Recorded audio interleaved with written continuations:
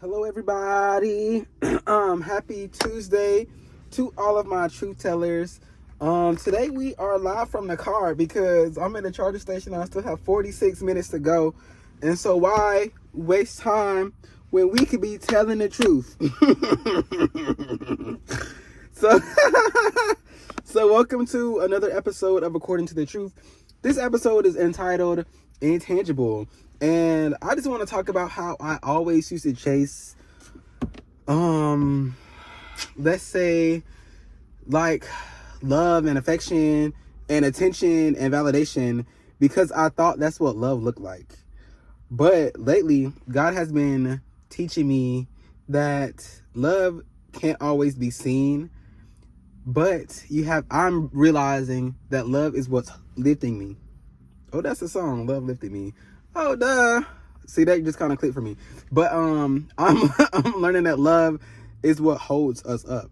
So my scripture today is going to be Jeremiah 2, verse 13. It says, "My people have forsaken me, the fountain of living waters, and dug cisterns that cannot hold water." I'm going to come back to the scripture a little later, but I just wanted to talk about first how loneliness can drive us to chase visible temporary love. Is a space that I've been in very often in my life, because sometimes when you get validation from somebody, it will feel like love in that moment. Or like, you know how like somebody will compliment you, or somebody will notice you, or somebody's like on you bad, and it will feel in that moment like love or validation.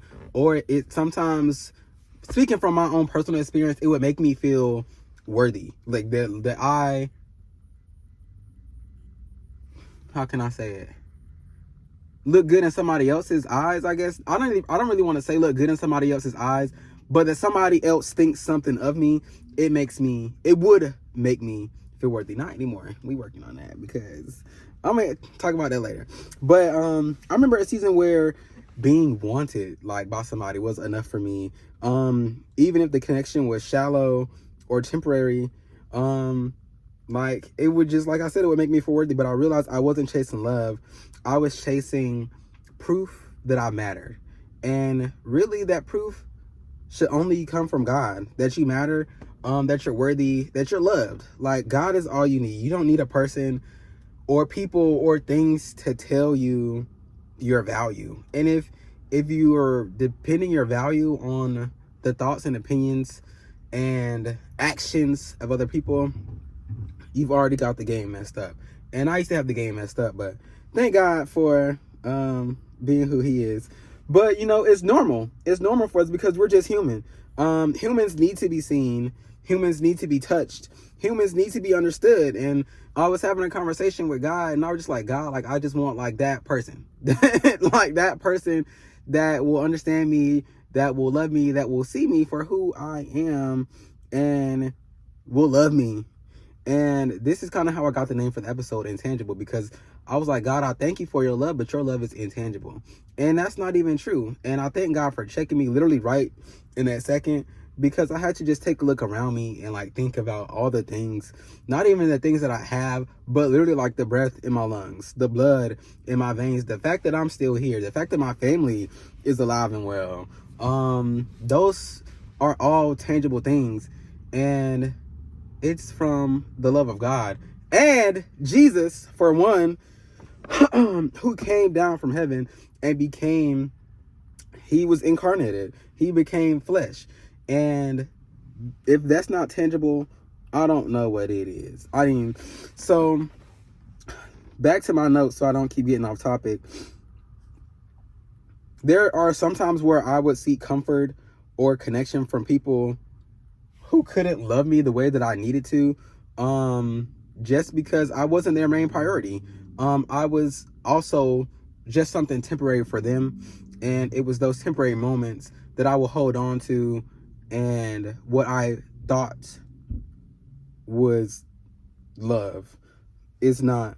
And the exhaustion that comes from trying to make a temporary person fit in something that needs to be filled with something eternal. For example, like we can feel like we're missing something or like we're lacking things. And so we'll go out and let me stop saying we. Because I'm talking about me. I would feel like an emptiness, or I would feel like something was missing. So I would go out and I would find these people and build these relationships and connections just for them to be temporary. And they would not satisfy me, because what I was seeking was the love from God, and I'm trying to find it in a person. And it can just be a cycle of endless disappointment because you're expecting something from somebody that they cannot give you. And you don't know they can't give it to you. They probably know they can't give it to you, but making you think that they can. So it's like you're constantly seeking something that you're not going to get. And it's a cycle of endless disappointment, and it becomes exhausting. So I have reflection points, and I like to talk to myself a lot and ask myself questions, because we be figuring it out. Like, I love talking out loud to myself, because one thing about it, I'm going to talk myself into clarity.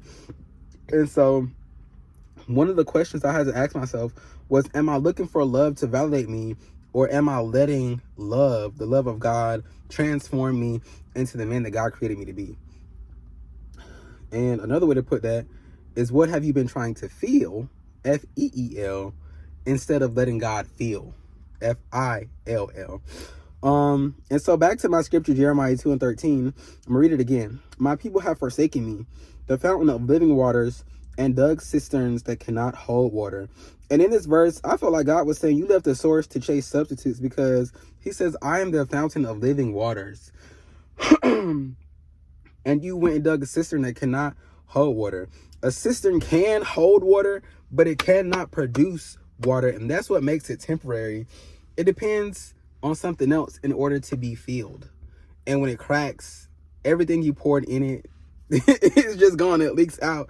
And that's what human love is like without God at the center. Everything that you're pouring in, it's just gonna fall right through the cracks, and you'll never be sustained. The fountain of living water, that's God's love. It does not run out. It doesn't have to be refilled. It's consistent. But I kept turning away from that fountain, chasing people who could never give me what only the source can. And the source is God, the fountain of living waters. And so I wanted to talk about the reality of God's love being tangible. And the ultimate proof of that, like I said before, is Jesus and God made flesh. And so God's love isn't proven by physical closeness, but by consistent faithfulness. And that's what I had to realize when I was having a conversation with God. And I was like, God, your love is intangible. But thank you for your love. Because I just had to be like, whoa, because God has been so faithful. And if that's not love, I don't know what is. Like, I'm 24 years old and I have not been perfect. And there has been so many times that I feel like, okay, God is certainly done with me. Like, after I did what I did, some stuff got to stay between me and God. So y'all don't need to know what I did. But I've been in spaces and places where I'm like, God, like, I just did that. Like, of course you're done with me, but he's remained faithful and he's remained true. And that's because of his love for me. And so I had to ask myself, what has God's love produced in me that no person ever could? And honestly, when I asked myself this question, I thought it was going to be like hard to answer, because like sometimes there's questions about us, and you can have like a question about yourself and not know the answer to it. But no, this question was so easy to answer, because number one on the list of what God's love has produced in me that no person ever could was love for myself. And that just made me like, even when I was having a conversation with God, like that right there, I had to just pause there and sit in that moment, because God's love has produced self-love in me. Like, I used to not feel that I was worthy and seek validation from other people and need like compliments or opinions from other people in order to feel like I was worth something. But God's love has taught me to love myself, because regardless of what any other person says or thinks or does about me or toward me, I'm still gonna be me, and God still loves me regardless. And I still have a purpose here, and no other person can stop me from doing what God has called me to do, or no other person can stop me from having joy, something else that God's love has produced in me, or peace, or comfort, or you name it. Like, God's love has produced so much in me, and I'm just grateful for that, first of all. And okay, I don't want to keep getting off topic. And so you have to learn to identify love not by how it feels or how it makes you feel, but what it produces in you. And so things like I just said: self-love, peace, conviction, endurance, joy, meekness, humbleness, you know.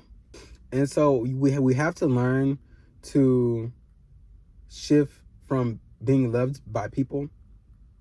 Well, shift our focus from being loved by people to loving God first. So when your identity is rooted in divine love, human love becomes addition, not completion. And this is something that I'm still like working on, human love becoming an addition, not completion. Because, you know, like I feel like everybody, pretty much everybody in the world, like not everybody in the world, because not everybody wants to be, you know, married or have a family, but it's a common goal for people to want to like have a spouse, like a partner for life, like to get married and to be in love. Like, that's very common. And a lot of people think that that is needed in order to feel complete. And that's something that I'm like, me and God are still working on, because honestly, I'm going to be honest, I'm going to tell the truth. I still feel that way, and I'm learning not to feel that way. I'm trying to be okay. Like, if there is, like, if God's plan for me is to not get married or to not have kids and just be the rich uncle for the rest of my life, like, I'm learning to be okay with it. Like, yeah, like, I don't know, but if that's the plan, that's fine with me. I'm trying to make it fine with me. I'm saying it, but me and God still working on that one, because that is, honestly, it's kind of tough to like think that you like won't have like that human love. But then again, that love is not completion. It doesn't complete me. I'm already completed in God, and it's like I don't need that extra person anymore in order to feel like my life is complete. And honestly, it's still something I'm working through, but I'm speaking it as if it was, so that way it will be easier for my mindset to think of that love as an addition to my life and not the completion of my life.